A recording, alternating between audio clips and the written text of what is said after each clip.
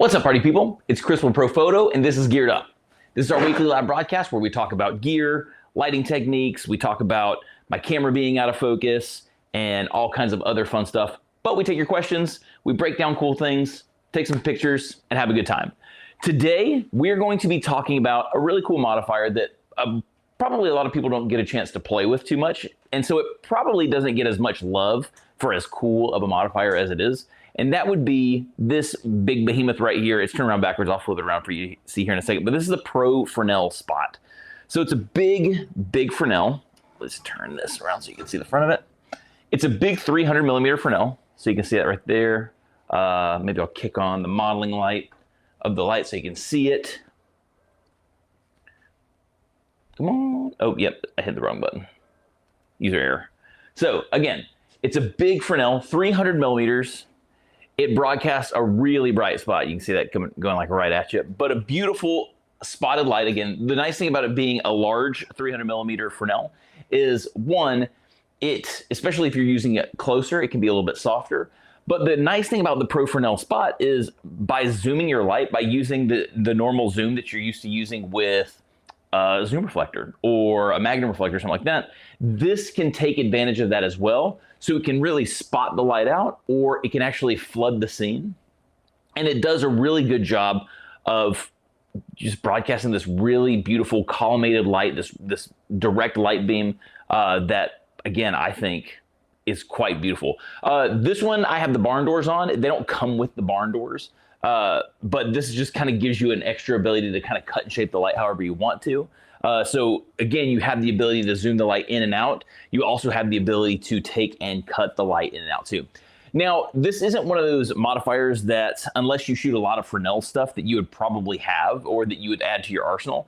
But this just also comes back to the idea of our rental infrastructure and how easy it is to access a lot of really cool modifiers and lights through our rental side of what we do.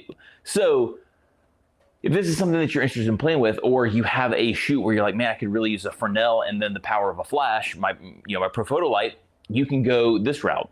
And what we're going to do is we're going to talk some more about the Fresnel, take your questions about the Fresnel, but we're going to take some photographs and we're going to demo this light with and without the, let's see if I can do this button push without looking. Oh, it worked, nice. So we're going to demo it with a ProHead, which is what we have in there right now. And then we're also going to show it to you with something like the B10x Plus, something with a little bit longer zoom range, but still has that flat front. And we're going to compare how that light looks to the light of the ProHead. We're going to talk about some interesting things that you need to pay attention to if you're going to be using it with a flat front light like the B10x Plus. And again, just have a really good time. For people who may not know what a Fresnel is just a convex lens that's essentially had the middle of it scooped out and it's collapsed down. So if you think about like, yeah, I have an interesting visual now that I'm thinking about it. Let me go off camera for 3 seconds. Perfect. I'm on cam 5. Let's see. This is kind of an interesting visual. I'm going to use a snoot, but hopefully this helps you kind of understand what a Fresnel lens is. So picture this as a lens, like a big lens right here, right? So the problem with a large lens like this is that the bigger this lens gets, the heavier it is because there's all this glass in here and all this stuff taking up space. And this is going to get really, really heavy. So you have this lens, and then as this starts to get larger, it gets heavier. So the problem, and this was something that came about because of lighthouses. So the problem is the larger this gets, so think about a lighthouse and you're trying to throw light a really long distance, you're going to need a really big convex lens. Weight's an issue.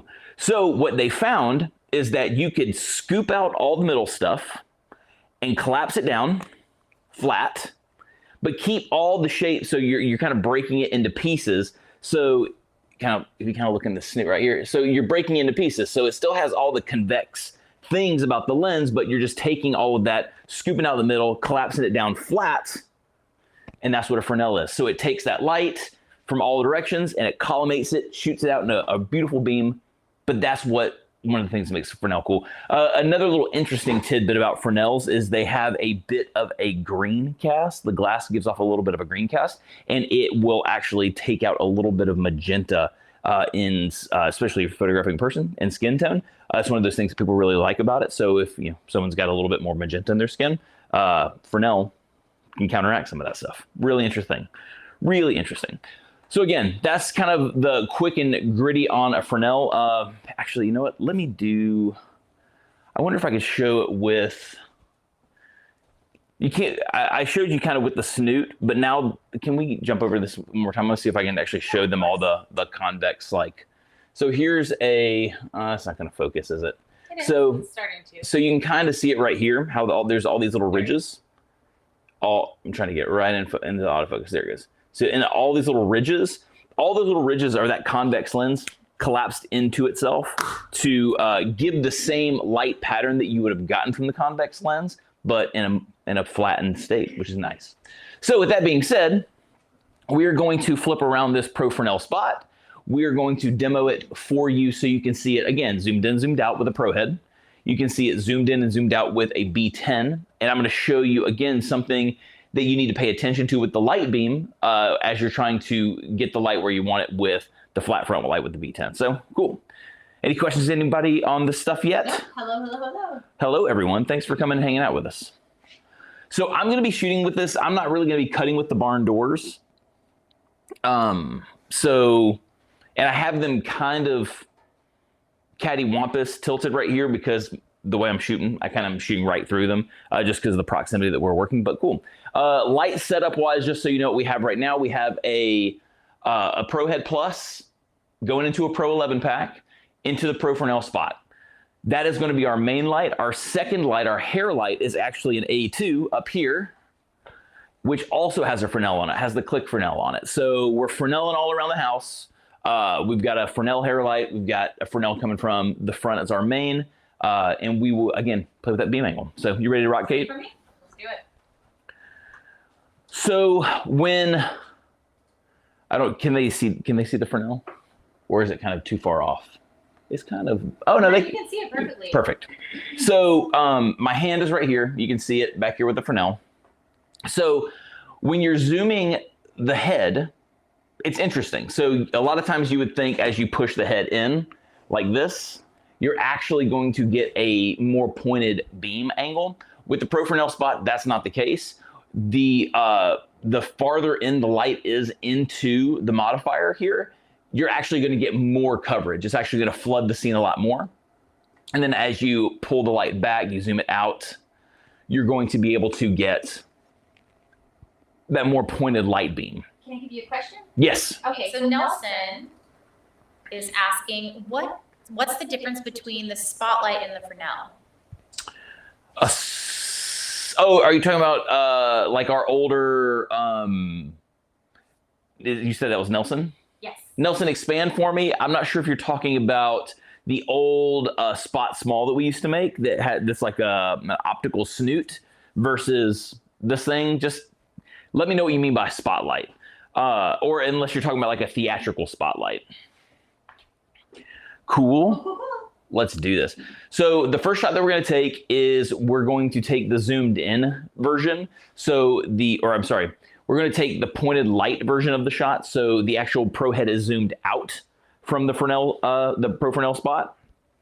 And then, so we'll snap that shot. And then what we're going to have to wind up doing is powering up a little bit because the once it's zoomed in, it's flooding the scene a little bit more. The actual power output goes down. So. Got to get the sunnies on. So I'm going to start at 2 here because I think that's where I was. So let's kick on the modeling light. I don't know if you guys can see this. So the cool thing about the ProHead, the Profresnel Spot was essentially designed to be used with a ProHead. So when you're controlling the beam angle, modeling light's going to help you out a lot here. It's going to go right where you want it. So just turn your modeling light, get the beam angle right. Another good thing about the modeling lights is that if you're photographing someone and you can see the color of their eyes, it'll help close down that pupil so you can get a lot more color. So here we go. 3, 2. Beautiful. So that is the Fresnel pointed in real tight. Not quite as contrasty again on my screen as it is on y'all's. Let me see if I can just pull my contrast back to maybe look more like what my screen would look like. I don't understand why the ATEM does that, but that's a little bit less contrast. I promise you it's not nearly as contrasty as the screen looks. So now let's take this and zoom it all the way in. So we're going to go to a zoom position of 10 on the ProHead. I don't know if you could see how that light changed on Kate in the background. I think you could see it on my face. If you can see it on the background. Yeah, also pay attention to Caitlin's leg, like where her pants are. And you'll see it become illuminated as we start to zoom it in. So you see how much light hits that background. Oh, actually, yeah, you can see it back there on that back wall too. So now we're really flooding the scene with light. So pay attention again to the coverage on Kate, pay attention to the coverage on the background. And with the flooding of the scene, we actually need to power up a little bit. So we're gonna go up to about 3, we're gonna go up about a stop. So here we go, 3, 2, 1. Beautiful light, way more coverage. So let's show you the difference there. So that's the, oh yeah, Kate's gonna pull up just the computer screen. So that's the difference between using it zoomed in and zoomed out. That's just with one modifier. You're able to get either a lot of coverage or you're able to point it down. And then from there, say you like having that flooded coverage, from there, you could take the barn doors and you could start cutting that light and getting things. So let's have you jump back in there real fast, Kate, and let's cut a little bit of the light and see if we can control that background a little bit more. Why not, right? Oh, hold on. Oh. Just switch it over so you guys can see what. Cool. Oh, and Nelson says a box spotlight, the old one. Gotcha. But honestly, Nelson, I'm not 100% sure what a box spotlight is. My apologies. I wish I could explain that to you a little bit more. But I genuinely don't know. So let's see what we can do cutting wise with the barn doors here. So let's see how much of that background we can knock down and how much of it we can shape. That's kind of cool right there. And then let's see. Actually, let's take this leaf in a little bit right there. And then this one down. Let's just see what happens. Let's just have some fun with it. Sorry, I don't have a better answer for you there, Nelson. I feel like I might have Kate Google it while we're shooting. Did you? I don't know. Let's do it one more time. But I will say that I think the background shape is a lot more interesting. I love that. So the cool thing about the barn doors is we were able to get some of that look and feel of the first image right there. But what we were able to accomplish is more even coverage on Kate's body, which is great. So if the point wasn't to spot out the face, it was more about the whole figure in and of itself. You have the ability with the zoom to highlight more of the scene and then use the barn doors to start cutting the light to maybe give you a more contrasty scene overall because you don't want as much light bouncing around. So again, really, really fun light to play with. That being said, not everybody has a ProHead.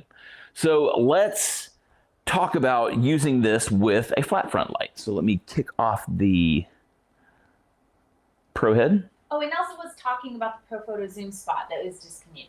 Oh, the Zoom Spot. Yeah. Oh, gotcha. Sorry, man. Sorry. So the thing that the Zoom Spot had going for it was was kind of more optical. You could throw in things like cookies or gobos or whatever you personally prefer calling them, and you could broadcast patterns and stuff on the background. It was kind of like a souped up version of an optical snoot. So you just had this ability to kind of make the light bigger or smaller. You could open it up or tighten it down, and then you could throw cookies in. So, but what that was a way sharper light than what you're going to get out of this. So like with the Zoom Spot, what you could do is you could take like the size of light that you would get from this 300 millimeter, but you would have really sharp, hard edges, really well defined, kind of the beauty of the convex. Whereas this isn't going to give you as tight of shadows and stuff like that. So very, very different modifiers. The Zoom Spot was so cool. It looked like if you've never seen it, it looked like a modifier that, was made. It was like a Tron movie set piece. Cool. So now let's talk about the flat front lights inside this bad boy. So the flat front lights do a good job of throwing light forward, but they don't throw light as evenly all over as a Pro head does. It's just the advantages of a protruded head versus a flat front light. The upside for a flat front light is one, there's a built-in reflector, so just right out of the box, this thing looks beautiful. It's got a nice even throw. It still gives some good spill light towards the edges, so you are getting light at 180 degrees. You're just not getting it at the intensity at 180 degrees that you're getting from a Pro head. So what that means is the light beam is going to be different coming out of the Profresnel Spot. Now, I'm sorry? Sorry, we switch off. Base says, Chris explained the Fresnel lens shape in a way that I never heard. Makes total sense. Sweet. Because for the longest time, I couldn't figure out why Fresnel was the way a Fresnel was. And someone, took it down to Chris level for me. So I'm glad I'm not the only person on Chris level. Thank you for making me feel better about myself today. So something interesting that I noticed that I've been noticing in playing with this thing, if you're using the modeling light of your flat front light to find your beam on the Profresnel Spot, the LEDs sit in a different place than the actual flash does. So you can't 100% rely on the LED and the way the LED fills up the reflector to give you the beam angle that you're pointing at, and I'll show you here in a second. But what I found is if you aim just above, so just above what you want. So like in a second, I want to photograph Kate's face, and you would think the spot would be here. But if I take that spot and I move it just here, so it's the bottom of that, the modeling light is hitting her nose, the flash illuminates the face perfectly. It's just something about the positioning of the LED modeling light in unison with the reflector on the inside that doesn't quite line up the light correctly. But once the flash goes off, different story. It's right where you want it. It's covering the way you want. It just has to do with positioning of modeling light. Just something to keep in mind if you decide to rent one of these bad boys and you throw your B10 inside of it. The B10 is going to give beautiful results though. So we are going to have Kate jump back in here. Yep, and I'm going to show you that. So the other thing to note is that because the front of the light is the way that it is, you're not going to have quite as much zoom ability, but you still have quite a bit of control. So I will say that the Pro head in its flood mode, where it's lighting the whole scene, is much more broad than what you're going to find with the B10 or a flat front light. But I could yap about it all day, or I could just show you. So let's kick on Group A. That would be my B10. Let's turn that modeling light on. Boom. So I'm not sure. I just want to look at the screen and kind of see if you can see what I see. All right. So with the B10, so she's still sitting in the exact same place that she was sitting. I'm going to come back over here to this side just so I can show you what I'm talking about. So she's still sitting in the exact same place that she was sitting. The beam is still kind of sitting in the exact same way those broadcasts on. But now look at where that LED light is hitting. It's, like I said, about midline nose and up is where that beam is. But now if I fire off a shot, ready, Kate? 3, 2, 1. It's lovely. It's right on the money.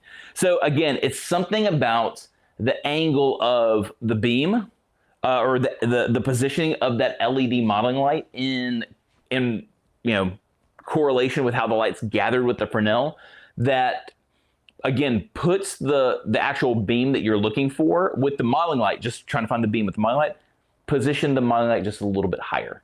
But once the light comes out of the flash, it looks gorgeous. So that's in the position where we've got the light pulled back quite a bit. I can actually pull it back some more. Let's pull it back some more and see how much we spotted out. Take it down to the number 1 position on the B10, so it's kind of like it's dangling out there.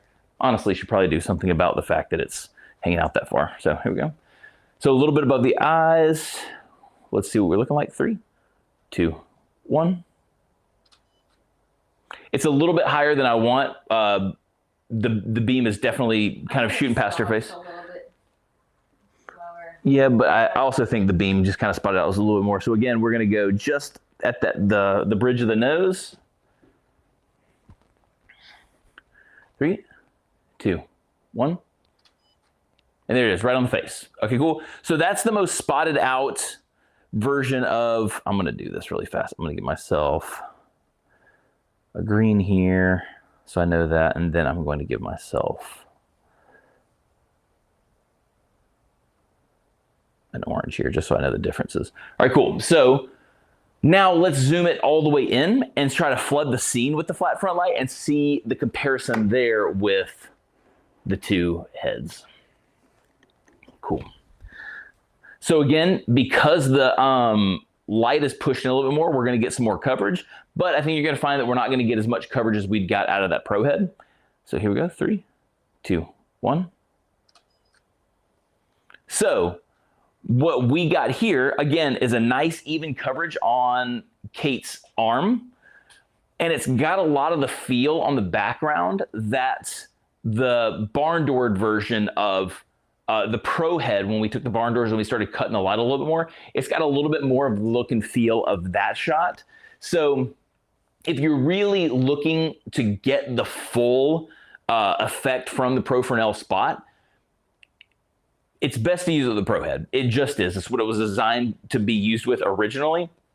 But if you want the beauty of a Fresnel and you don't really care that much about the ProHead, a B10X or a flat front or a B10X Plus inside this thing does a phenomenal job. Now, the difference between a B10 and a B10X Plus is the B10X Plus has a longer neck. So you're going to be able to zoom it more than you would be with a B10X. So something to keep in mind. You're going to have more control with a little bit bigger light, something with a longer barrel. So something to keep in mind. But again, when you're using it with a flat front light, just make sure you're paying attention to the modeling light. Make sure you're shooting the modeling light just above where you actually want the light to go, because that's where the light's going to go with a flat front light. With the ProHead, it's doing exactly what you want it to do, how you want it to do it. So cool. Thanks, Kate. Awesome. Let me pull up the images side by side so you can see the difference. And then if y'all have any questions while we're chatting or while we're discussing, we can talk about them. So let's get the laptop over here.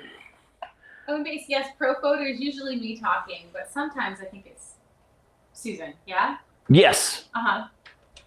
What was that? He was wondering who's in the chat.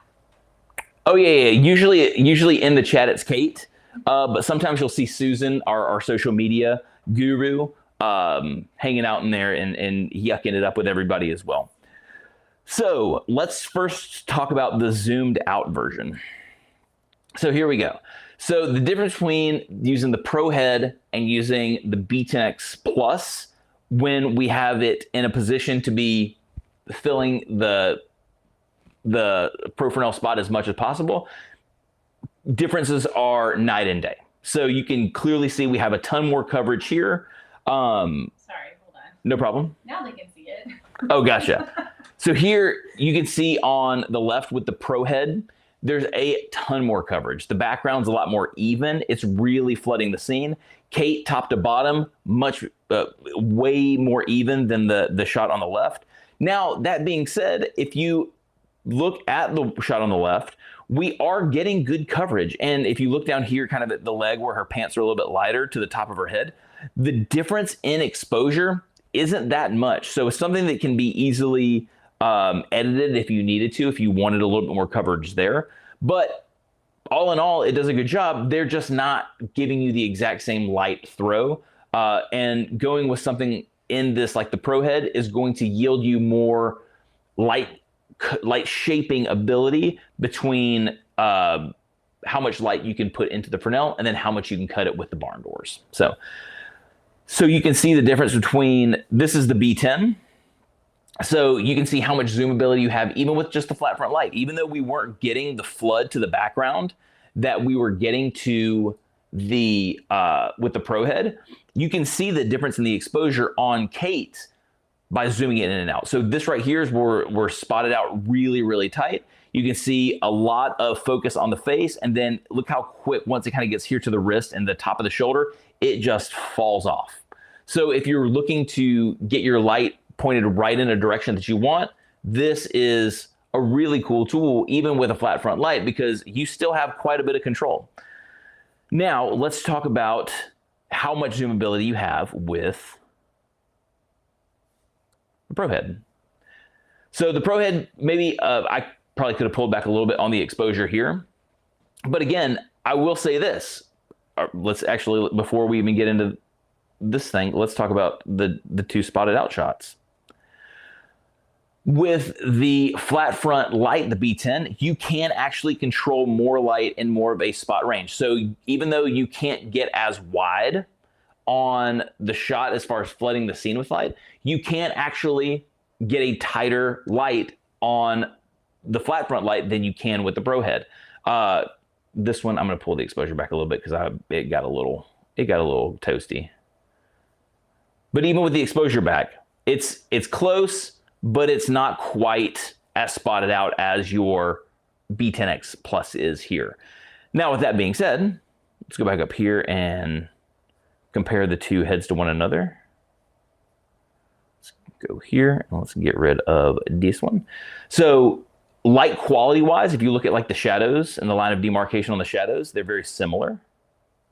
So that 300 millimeters is giving us a nice, even though it's a hard light, it's giving us a nice feather right here. So it's blending that out a little bit more, which is really, really cool. So as far as the actual hardness of the light, you're getting the same thing. What's happening by pointing the light out is you're getting more contrast in a specific location versus what's happening around the edges. So again, that light's spotting out and then it's not falling off to the rest of the scene. Whereas here you're getting a nice, lovely, beautiful, even light, which is kind of cool. So a real versatile light shaping tool, really no matter what flash head you use. So any other questions about the Fresnel? Yeah, let's see. Let's see here. Hang on.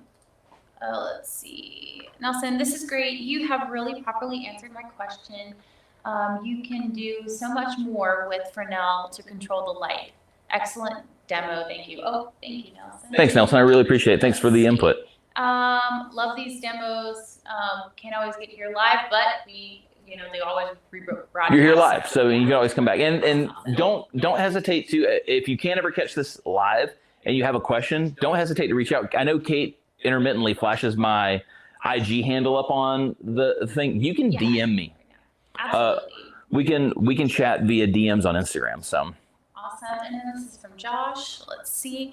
Can you pretty please show the Fresnel as just the hair light? I've been waiting for this one for a while since Anders did a video. You want to see, just to clarify, you want to see the big Fresnel as a hair light.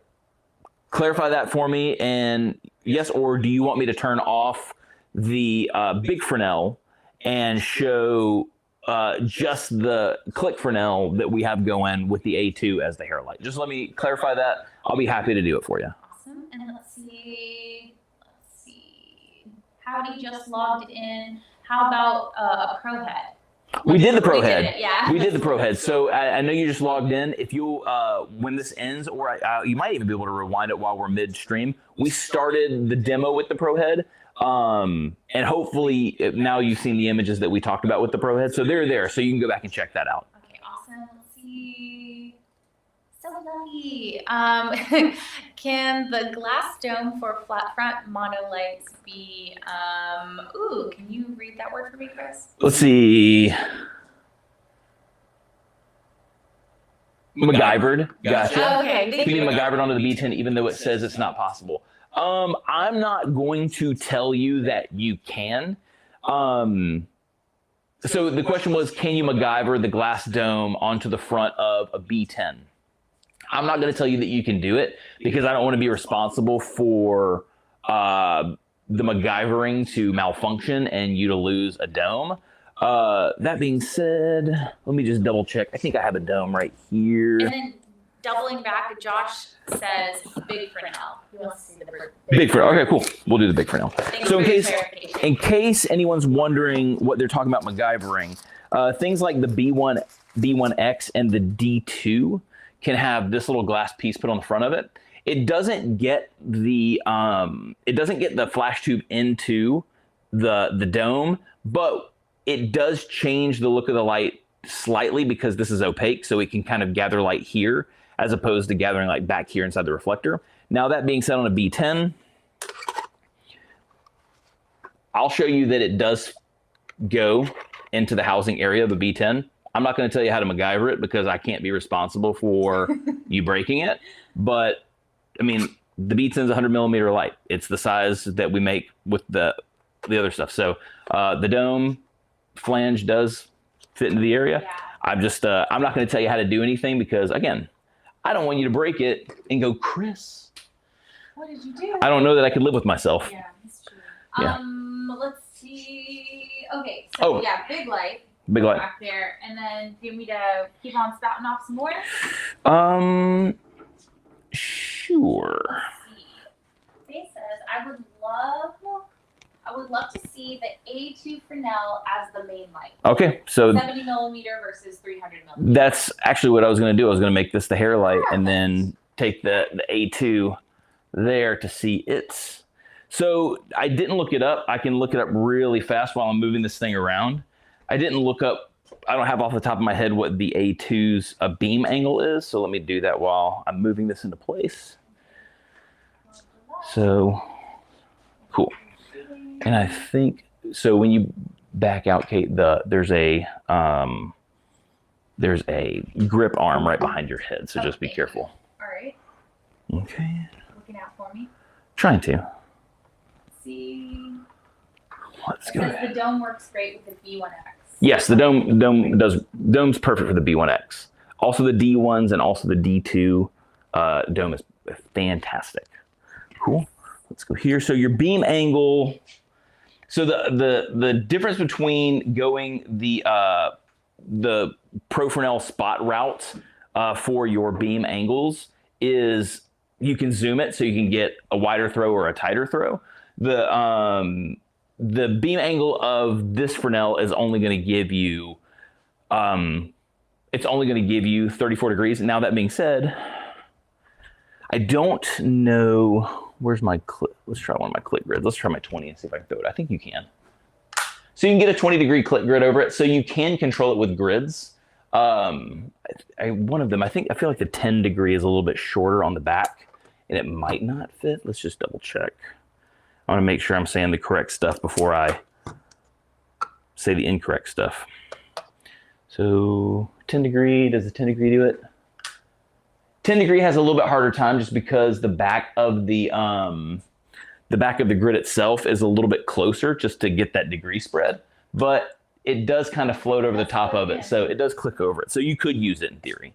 So, but 34 degrees is what you're getting there. So let's get my camera in here. I'm probably gonna have to futz around with the settings a hair. So you just have to give me some grace there. And if you have any questions, go ahead and pop those in. Ask away before we peace out for the day. So I want to make sure that we're kind of in the same position. Let's go there. And I'm probably gonna have to play with my camera settings a touch. So or my light settings a touch. So just give me a second. Cool. So now we've switched everything up. So let's for fun, let's turn off the main light and let's just give you the hair light that you were looking for. You are going to see the leaf in the shot. Let's just lift it up a little bit more. Maybe I don't have to see the leaf in the shot. This thing's heavy though. Multi heavy. And I've still got it in a flood mode. So I've got the B10 flooding as much as it can. So it's zoomed all the way in. There we go. Here's just the hair light. 3, 2, 1. I could probably power that up a little bit more. Let's go 2 stops. See what happens. 3, 2, 1. So it's really pretty. Let's see if, yeah, a little over there. So let's come back a stop. Let's get it right where, get in the money zone. 3, 2, 1. So it's really nice. It's probably still a hair bit over. Like if I go back here, see what happens if I pull back my highlights a little bit. Did I lose it? Yeah, so I'm a little bit over. So it's powerful. So let's get it to where I'm not losing any information. Here we go. Okay, 3, 2, 1. Just want to make sure this thing is got some juice to it. So yeah, we're actually still a little overpowered there. That beam is still pretty hard. So actually we kind of have to take it all the way back to where we started. Here we go. 3, 2, 1. So something that dark, I think, probably. So that's the Fresnel as the hair light. Almost more. I have it kind of positioned almost like a rim light. Let's just forgive me. Let's go here. I'm gonna go. Let's go there and see if I can keep it out of my frame. Here we go. Yeah, we're good. 3, 2, 1. Oh, that's lovely. That's good. That's lovely. All right, so now that's your Fresnel as a hair light. Again, a little contrasty just because of the system that it runs through. So let's try this now with the main light. Ready, Kate? 3, 2, 1. Really nice. I could probably power up just a hair more on this main. Let's bring it up. Let's go up a half a stop. 3, 2, 1. That looks nice. And so there, that's with the two swaps. So let's go and show you the difference. Of course, Josh. He says thanks. Oh, of course. Yeah. Thanks for. That's why we're here. Thanks for hitting us with the question, dude. Let's go here, and then let's go here.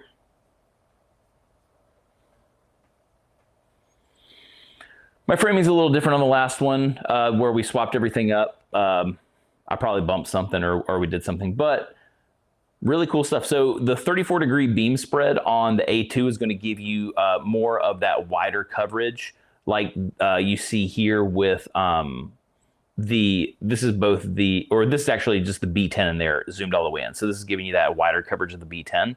So pretty even throw both ways. I'm trying to see if I see any big differences. The only, some of the big things you're going to see is if you look at the shadow here on the neck, you can see that line of demarcation is much thinner. It feathers out a lot shorter because the 70 millimeter size of the A2 versus the 300 millimeter size of the Profresnel Spot. So because of the size of the Profresnel Spot, you are getting a little, even though it's a hard light, it is a little softer than what you're going to get out of the A2. So, but as far as lighting goes, the ProHead's going to spot out a lot more and fall off a lot more. But yeah, really, really beautiful stuff. I realized that I misread John's question. Oh, earlier. misread John's question. Yeah, it says, how about the Pro B head? So John, you asked about the Pro B head. I don't have a Pro B head on me, so I can't check it. But if I'm not mistaken, the Pro B head only zooms between 4 and 8 because it doesn't have a fan. So the housing's actually a little bit smaller. So you're probably not going to get the zoom ability. Let's do this one thing. We're going to flip some stuff around one more time. Jump back in here, Kate, and I'm going to zoom the ProHead to 8, so it's more like what you would get out of a Pro B head. Let's do this. Ready, Kate? Right, yeah. Boom that up a little bit. Let's get this over here, and then I think this will be about everything that we could demo on this stuff. Yeah. Cool. And again, ask questions. Let us know. Let's go down here, and I'm going to throw the ProHead back in there real fast. Okay. Cover that off. Yeah, thank you for the questions. That's what makes this. Yeah, questions are super fun. Really appreciate it. Well, and a lot of people are thinking about things that I'm not thinking about. Yeah. I'm kind of thinking about what I have here and what's at my disposal. So again, you're only going to get to about a zoom position of 8 on when you zoom a Pro B head all the way in. So let's do that. Let's kick this on. Perfect. Modeling light on. Make sure we're pointing right where we want it. I think we need to go up a hair. There we go. I've got a leaf in my shot. So here we go. Ignore the leaf. I kind of just, I'm going to see if I can position this. Yeah. There you go. Come on. Oh, I got it out. Nice. Perfect. Here we go. 3, 2, 1. So it does a good job flooding. Let me pull that power back a little bit because that thing is a hair spicy. It's actually not that spicy. Hold on a second. Let's pull it back like 3/10. 3, 2, 1. Yeah, that's nice. So that's what you can expect out of a Pro B head, flooded all the way in. So you still have the same, oh, here, we can kick this off, Kate. We still have the same zoom positions at 4. So when you were seeing that spotted light at a zoom position 4, you should still get something similar to that. It's just that you don't have that extra 9 and 10 that really flood the scene. So Pro B head is going to give you at its widest beam spread that. So this actually feels a little bit like the shot from using the B10x plus zoomed all the way in. The big difference is here, and let's pull it up so we can talk about it. Let's go here. So this feels a lot like the B10x plus shot as far as the amount of light that's hitting the background and the coverage on the body. One thing I will say is that there seems to be better coverage top to bottom on Kate than with the B10X. You can see it starts to fall off quite a bit here, whereas right here, our fall off is still pretty darn even. It is a little hotter up here, but not by much. Fall off's a little bit more even, so cool. Any other questions? No, I think that's it for Awesome. Again, a really cool modifier that just because it's a lot of times associated with the Pro head, doesn't get quite as much love. And I think people don't really appreciate the beauty of a Fresnel anyway.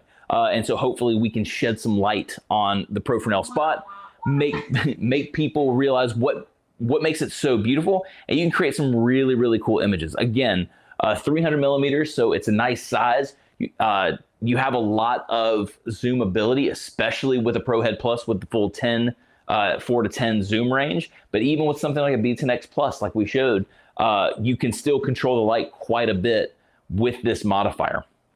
Cool thing is it's stand mounted, so you don't have to put all the weight of that Fresnel onto the head itself. Again, another reason the B10 can be used on it. So even though it is a very heavy modifier, it's stand mounted, which is nice.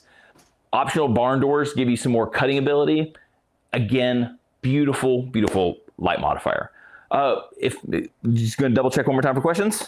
Cool. Yeah. With that being said, we hope you have an awesome rest of your week. We have some more cool stuff planned coming up here soon. We have something cool we're going to be demonstrating next week on Geared Up. So see you here next Tuesday, 11 a.m. Eastern time.